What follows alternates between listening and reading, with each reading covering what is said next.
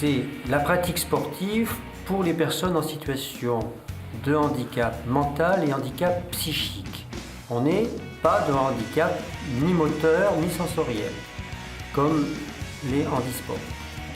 C'est le travail sur soi-même, c'est le travail sur la réglementation, c'est le travail sur l'exigence de la préparation.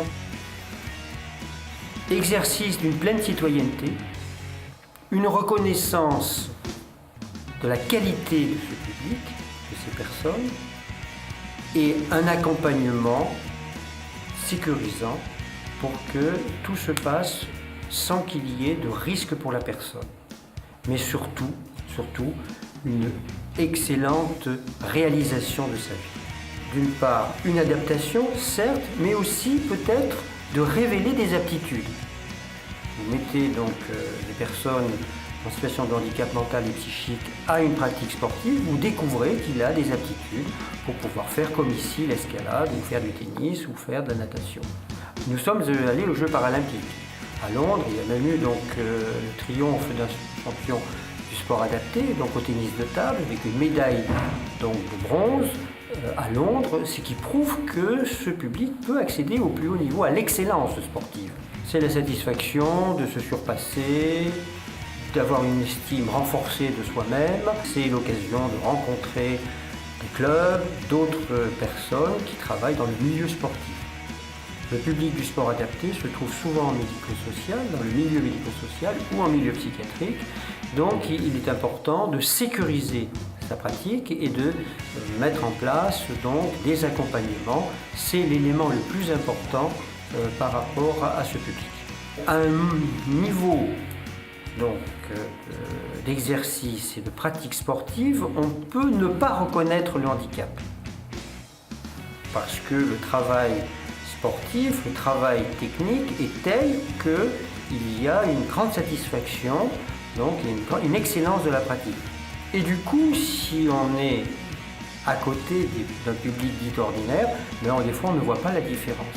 C'est là une réussite. Et de faire en sorte que la FFSA soit même le lieu où certains qui ont des difficultés, sans être handicapés psychiques ou mentales, puissent venir pour trouver une forte technicité et une grande pédagogie.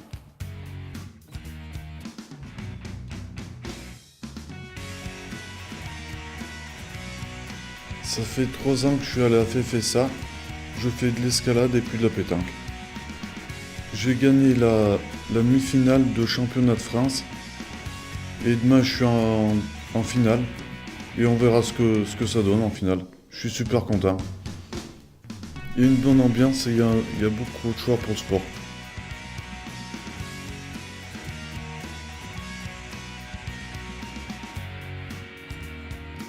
Je suis référent escalade et référent sport pleine nature.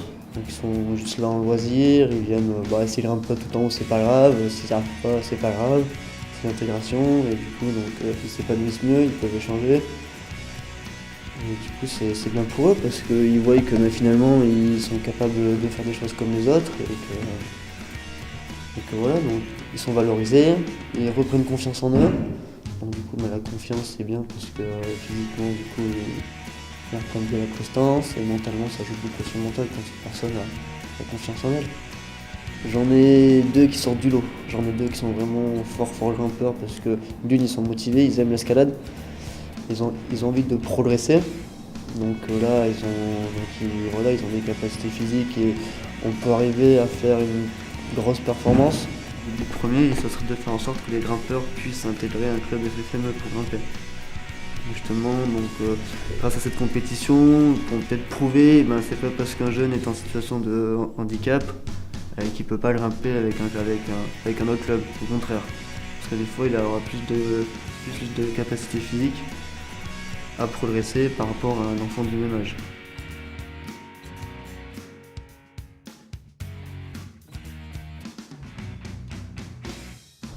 La Ligue Auvergne, donc on dépend de la Fédération française de sport adapté. La Ligue Auvergne, c'est 2200 licenciés.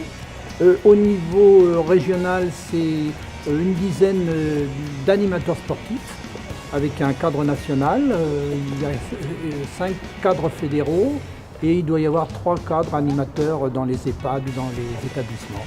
Voilà, c'est porteur de travail, c'est porteur aussi d'espoir pour l'avenir. On parle de la santé sportive, et c'est notre but, nous, c'est de faire des activités physiques, sportives pour la santé. Donc il y a des personnes qui pratiquent le sport en compétition, parce que par passion ou parce qu'ils ont vu faire. Ce sont des gens qui ont des capacités de faire de la compétition. C'est pas de la compétition, c'est de la vraie compétition. Voilà. Et donc en 3 catégories. Et il y a les gens qui malheureusement n'ont pas les capacités à faire des performances, on va dire. Et ces gens-là sont orientés vers des activités qui ne sont pas de la compétition, mais qui sont vraiment des activités physiques, sportives. Et entre autres, on parle souvent des activités motrices. Donc ce sont des activités physiques adaptées aux différents handicaps des personnes. Ce sont des gens normaux, ce sont des gens différents. En escalade, par exemple, aujourd'hui c'est une journée régionale d'escalade. Personnellement, moi j'ai emmené il y a quelques années, quand j'étais encore éducateur sportif, des gens en championnat de France d'escalade et être champion de France d'escalade en première division, donc avec des difficultés très importantes, et réussir, et c'est formidable. Voilà. Oui, j'ai pris beaucoup de plaisir et j'en prends toujours d'ailleurs, je continue avec le sport adapté.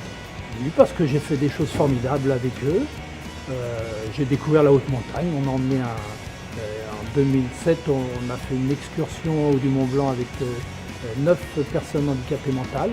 C'était une première et c'est extraordinaire, ça peut laisser que des bons souvenirs et j'espère continuer encore longtemps le sport adapté avec ces gens qui m'apprécient, que j'apprécie beaucoup.